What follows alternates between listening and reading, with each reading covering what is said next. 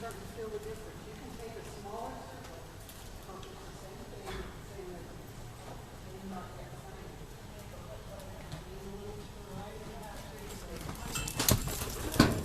Okay, that was awesome. Can you hand her off? No. Huge 3-step. That puts that horse in the very best ultimate movement. That's as big as that horse can move because you got the partnership zone. And stay with it. You didn't drop back. You power away from all that energy. Go with. Go with. Go with. You got a little behind. It's kind of like a friend of you. Good for you. Come back up.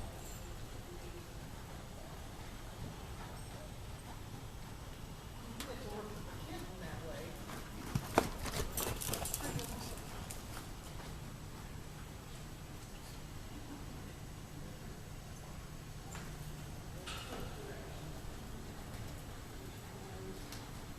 Straight to left.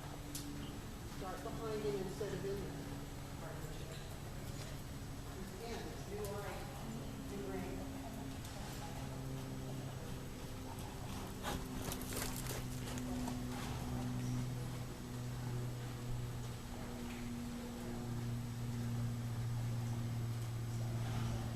Okay. Trusting with you. Start stepping up a little bit. Careful.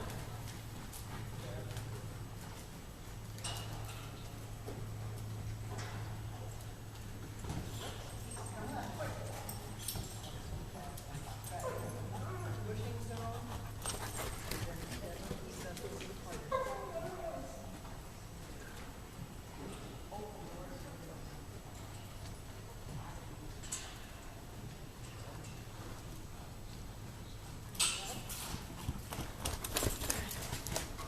Nice tempo.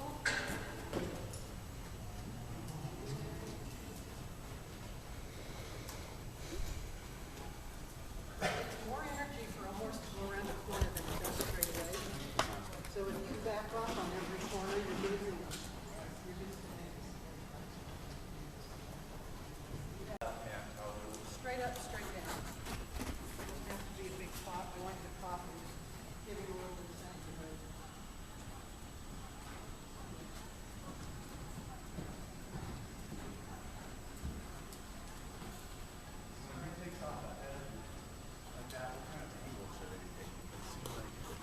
Go right at him. Because you need the nozzle effect to get him getting more energy. Bend over, please. Bend over. Way over. Bend over. Stand up. Cut across. Running chip.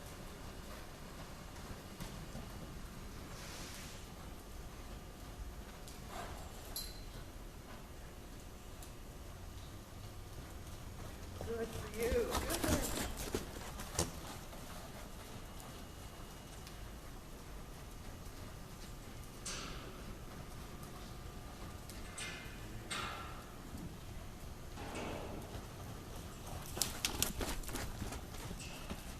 Watch it. I want you to drop it.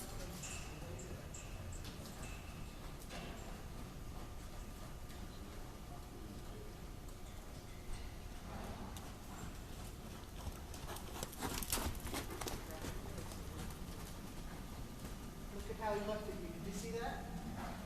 Did you notice? Turn his head in. Drop your face. Stop. Drop your whip. Turn side.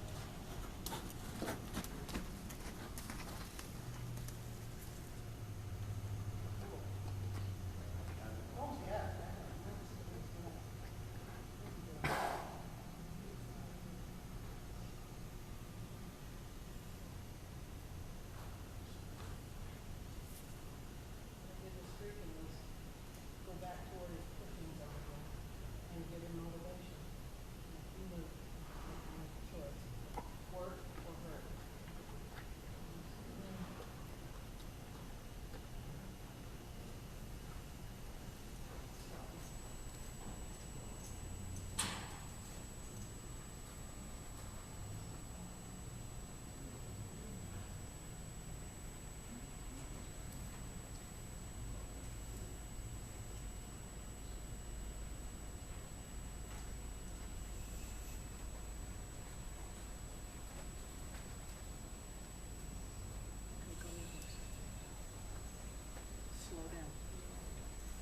heartbeats half the speed of ours. The respiration rate is half of ours. So they live in a real slow, quiet world. When we get horses in here that I call adrenaline junkies, their hearts get to race, their brains are thinking way too fast. We have to move it slower so that we teach them to come with our rhythm. That's what we want. Go ahead and go to the horse again. He just disengaged, and if he's thinking about anybody else, his mind's anywhere else, and you're kind of in danger, aren't you? Yeah. Where are the ears pointing? Come here. There. Boy.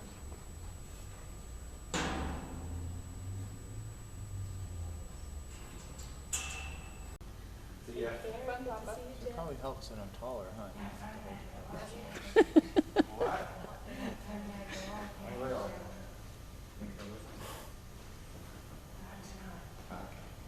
You're both kind of sweaty and your hair's the same color. Has adjusted to the same as Brett's. So what are the differences now in the way he's with you, Sorry, bud. the way you feel about him? Say that again. I'm sorry. What's the difference? From I when he think we're came out. both more calm. I'm definitely not as nervous, and he's definitely not as nervous. So. Just in a great big sort of macro slice, how would you have felt about approaching him like this when he first came into the arena or when you first came in? I would have been very hesitant. I think if she had said, "You can do that, it's okay," I probably would trust her experience. But Aren't you glad I didn't, though? There was a reason I didn't. yeah. So in that scenario, again, back to the kid with his chest out, if you tried to counsel him or control him, be in charge of him when he was feeling like that, how does that work? Probably wouldn't listen very well. Yeah, and it would be a dangerous situation, tense and bad energy. So there's got to be some work you can do with a kid like that so that you're both on the same page. A little licking and chewing. Would do this in your, Say that again. in what you just went through, how would you put this scenario into your classroom? How would I put this scenario? Me being a teacher and this being a student, or Or even the student coming up to you and saying, I just did a join up and, I want to know more of what we could do in your classroom. What do you see it in your, How- just like building this rapport, yeah, okay? And then taking your expertise beyond with what Yeehaw is doing here. well, once you have this kind of a relationship with a student, it's definitely much easier to teach. Plus, like, It's more of a look at your mutualistic mathematics in relationship. here. Very nice. Very- Yeah. Very nice. Yep.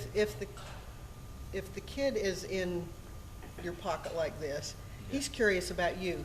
You have now become a partner to him, a real person. If I were the kid with his chest out and having the problem, but he's not grooming you. He's just accepted you as Yeah. something live, something to be considered, something to be trusted, a curious object, instead of, man, I got to go to school and I hate school. Yeah. I hate math. I'm not good at it. It's stupid. Yeah. I don't know what I'm going to use it for. Teacher's And that- boring. I really like that. Teacher's boring. And when when he's done the join up, you just did that, well, let's do a math together, Yeah. Talk about the dynamics in here, the dimensions and all that. You can just, If that Dovetail kid that. gets to come here and do this, you have a dialogue to share, and you both come from common ground. And another area that Karen's moving towards is, could you talk about how to determine the area of an oval? When they've had this experience, or they've even seen you, on this tape doing this experience, then do you think you might be able to engage them a little more, actually doing some math maybe with speed and Sure, 'cause you motion can and, relate it to something that they've seen or know Yeah, about. yeah, They've yeah. had that experience. We have an exercise that we do called line driving, and with the horse, we put a bridle on them with a bit in their mouth, saddle, just can't lines, stop filming long this, it's lines so go thrilling. from their mouth through the Yeah. stirrups and to our hands, so that we have a line on each side, and we round pen them, we work them, but with lines, so that they have to accept a lot more pressure from us, a lot more guidance, they have a lot less freedom. Uh-huh. And we do that with the kids. They just hold on to two ropes and so that their hands act as the horse's mouth, and then we drive them around here. And we really like to let them make all the mistakes that they want to. We don't talk, we don't teach them, we just let them go out there just like a horse would, with a total lack of the ability to communicate. Because the horses can't ask questions verbally and have the answer and understand that. They just come out here and they have different